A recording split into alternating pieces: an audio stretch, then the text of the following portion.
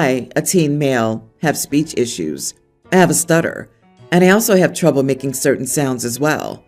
I did speech therapy when I was younger, and I'm better than I was, but I still can't say some things correctly. I was my parents' only child until now.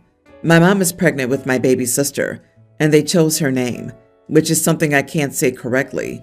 The name is Michelle, and I have a lot of trouble with the shell part. I don't say words like shell right either.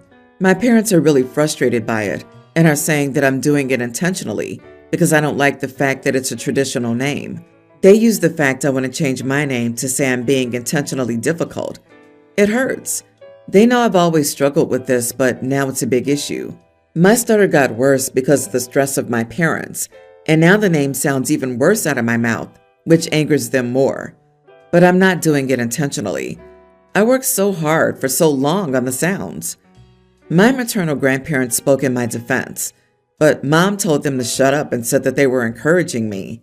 She was already angry because they offered to pay for me to change my name. My mom said it was so wrong, and this was just another way for them to undermine her and my dad as my parents. I told my parents it was unfair for them to blame me for saying the name wrong. I said it when they got on me again for how I was saying the name. They kept making me repeat it so I got it right. But I got worse because the pressure makes my stutter so bad.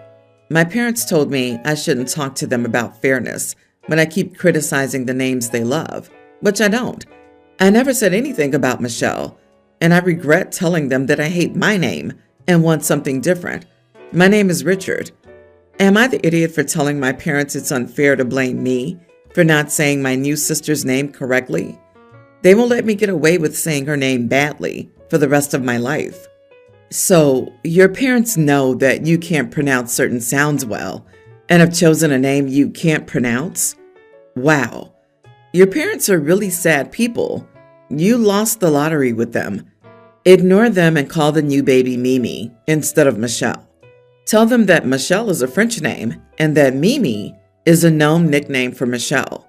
Refuse to play by their say it correctly games anymore. They seem to get pleasure from belittling you. Maybe go live with your grandparents. Not the idiot. Don't let your parents mistreat you again. Keep standing up for yourself. No more pronunciation games. Geez, do they not understand how stutters work? This sucks, and it's ridiculous that you're having to go through this. If your parents had educated themselves even a tiny bit about stutters, they would know full well that yelling at you and stressing you out would make it worse. I would ask them if they were deliberately trying to hurt your relationship with your sister by giving her a name that they knew you couldn't pronounce, and why they'd set you up to fail.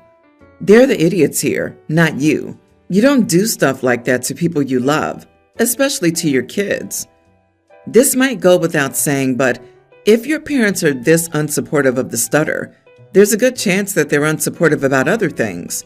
So it might be worth taking stock of your support system besides them, i.e. the grandparents who stood up for you, friends and other family, and strengthening those relationships as much as possible before the baby comes. I'm sorry you're having to deal with this, friend. I'm sure you can legally change your name when you're able to. Try singing her name. The brain uses different regions for speech and singing, and using music can be a useful tool. My favorite example is Cannonball Run. The actor was Mel Tillis, a singer actually. His stutter was real, but it disappeared when he sang. OP, here's an idea. There's a song Michelle by the Beatles. It's quite lovely. Could you download it and try singing along? Singing Michelle My Belle to the baby sounds heartbreakingly beautiful to me. My 51 male parents, 75 male, 74 female, are workaholics and addicted to money. They love their jobs more than their children, so they sent me and my sister to live with our grandmother when we were 6 and 8. My sister, 49 female, moved out when she turned 18, and I continued living with my grandmother until I graduated from college at 25 because I enjoyed living with her, and I also wanted to take care of her when she got sick. The thing is that a few months ago, she died. She left everything to me, my sister, my wife, 34, and our children, a female pre-tween, a female young grammar schooler, a female preschooler, a female toddler, and an infant boy. But my sister only wanted one thing, and that was a necklace that belonged to my father's family for almost 2 centuries. My ancestors always gave those necklaces to their daughters-in-law when they gave birth to their first male child as a form of celebration, because the family name would continue for at least one more generation. But my grandmother hated my mother and never gave it to her. She only kept it because she hoped that I'd give it to my wife, and I did. I gave the necklace to my wife when our son was born and never told my sister, and when she saw my wife wearing it, she lost her mind. She accused me of being greedy and selfish. Also, she accused me of having stolen such a precious family jewel to give it to a whore. She always hated my wife because she didn't agree with our grandmother adopting the daughter of the nurse who took care of her as another granddaughter. According to her, it was unfair that she loved my wife more than her, but my grandmother loved her because my wife was always there for her. My sister, on the other hand, rarely visited her after moving, and when her children were born, she never taught them our grandmother's language so they could communicate. And that hurt her because she loved communicating with my children who do know her language. Long story short, I don't think I did anything wrong by giving that jewel to my wife, but suddenly my sister and even my parents believe that I should return that jewel because it's something that my sister wants to keep as a memory of her grandmother. But I don't care. Am I the idiot? Edit. My grandmother adopted my wife as her granddaughter symbolically, not literally. Not the idiot. It was your grandmother's necklace, and she chose who she wanted it to go to. It might be a family heirloom. I can see why your sister would be upset about that, but ultimately, it isn't her decision. She also didn't make an effort to be closer to your grandmother, though she might be regretting it now. A necklace she somehow feels entitled to isn't going to make it better. She also went too far by calling your wife a whore. I feel like she needs to sort her emotions out, and none of this is your fault. Your grandmother's wishes were met. End of story. Just reread your post. Grandma dies a while ago and leaves everything to you and your sister. Your sister only wants one necklace and tells you to keep everything else. You kept everything and later gave the necklace to your wife 2 months ago, knowing full well your sister wanted it, which is why you didn't tell her. You are the idiot. Give your sister her necklace back. Greedy. I wish more people would read what he actually wrote. His sister had one thing she wanted and said he could literally have everything else in the estate. The OP takes everything and gives away the one thing she wants. He's also a creep with the age difference with his wife. I guarantee that if we heard the sister side, it would be very different from OP's version. He's a huge idiot. I had a friend with benefits, Lisa. I gained feelings and asked her if we could be more. She said that I was a nice guy and enjoyed the intimacy, but she couldn't really imagine a relationship with me. She said we should just go back to being friends, so we did. She dated a bunch of other guys and I met a few women I liked. We stayed friends and I never pushed for more, not even going back to how it was. I started dating my fiancée, Laura, a few years ago, and she became friends with Lisa. She knows about our past relationship and is okay with it as long as I respect her boundaries, which I always have and will. We got engaged last weekend. No wedding plans yet, but she's the one. Lisa called me yesterday and asked me if I got engaged. I told her yes. She asked me why I would do that since she was waiting for me to break up with Laura so we could try again, now that I had proven I could be in a relationship. I told her we couldn't be friends anymore and immediately told Laura what happened. She told me I shouldn't, not couldn't, hang around with Lisa anymore. I told her that I already said we couldn't be friends. A few of our friends from college have told me I'm an idiot for cutting Lisa out, since I knew she always had a thing for me. I said that nobody informed me that I was her backup plan. I would not have been interested if I had known. I'm no one's second choice. Lisa asked me to have coffee with her to talk. I went, after I told Laura what I was up to. Lisa said I was an idiot for not telling her I was serious about Laura and planning on getting engaged. She was waiting for me to tell her so she could tell me that she was ready for me now. What? She said she didn't realize how serious we were, since Laura and I don't live together yet. We both live with our parents to save money for life. My folks are semi-retired and spend 9 months of the year away on vacations. Laura's parents are happy to have her there to help with her younger siblings. I know I made the right decision cutting her off, but I'm wondering how the F I was supposed to know. I'll be honest, if Lisa had told me in the first year of my relationship with Laura that she was ready, I might have considered it. Laura and I were dating but not serious. How's it my fault if she never informed me? Not the idiot. Lisa's gaslighting you because of the shock and horror at her failure to secure you as her backup plan, not expecting you to be free of her leash while she played mind games with you. Tough luck for her. You moved on. Congratulations on your engagement. Also, she was lying.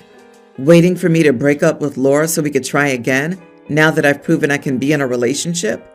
Come on, man. You weren't her backup plan, dude. You were an option, one that she didn't like losing because her rejection of you validated that someone wanted her. Had you been dumb enough to dump Laura, Lisa would have gotten her validation fix and changed her mind right after. You're good. A real friend would be happy for you, not going, "What about me?"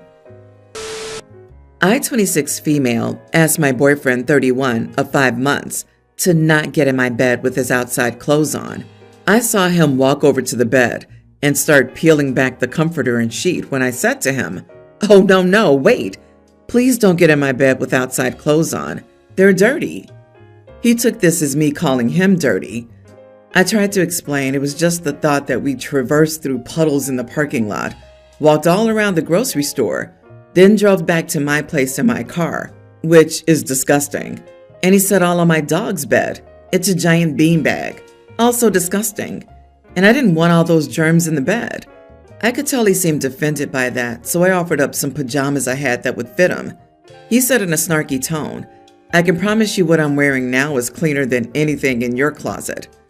I tried to stay calm and explained again that it was just the thought of outside germs in my bed that grossed me out. He said, "That's weird." That's where I lost it because I felt disrespected in my own home. I agreed in a condescending way. "Yeah, okay, I'm weird, and your clothes aren't dirty," and stormed out of the room. He raised his voice and said he didn't call me weird, but what I was asking and disheveled about was weird.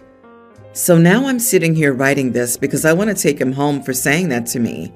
He's still sitting in my room watching the show we were supposed to watch together, nonetheless. It's the little things like this that make me think we're not compatible. This happens maybe once every 2 weeks, when he'll get offended and say something hurtful, and it's always on me to diffuse when I've been disrespected.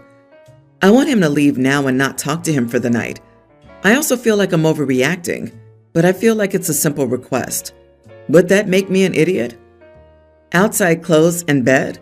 Straight to jail. Nope, not the idiot. I'm with you. It's baffling to me. It sounds like he's lazy and doesn't care about being clean. My bed is where I lay my head. If you've been outside doing odd jobs, or it's been miserable out, change. Also, I hate people wearing shoes on my bed. I was also raised in a household that didn't allow outside germs in the bed, so I totally understand. You're right in saying you're not compatible. 5 months in and you're frequently at each other's throats over simple stuff? No bueno. The bottom line is that he's minimizing your concerns. You're allowed to set rules in your own house. That he doesn't respect them or you is a red flag. Reconsider this relationship. Agreed. If you can't go 2 weeks without an argument like this, maybe you're correct and you aren't compatible. There's a basic level of respect that you don't have to question things in a rude and dismissive way or call it weird. It doesn't seem that he respects you and he likes to provoke you. You can do better. Curious why these posts are always about the clothes or the shoes and never the body. Did you make him shower too? Since his hair and face touch that same dirty air and his hands and arms touch the same dirty car, his butt probably sat on a toilet that wasn't cleaned immediately before sitting down. Perhaps next time you should communicate in advance that he should pack a bag of clean clothes every time he visits you or leave some at your place.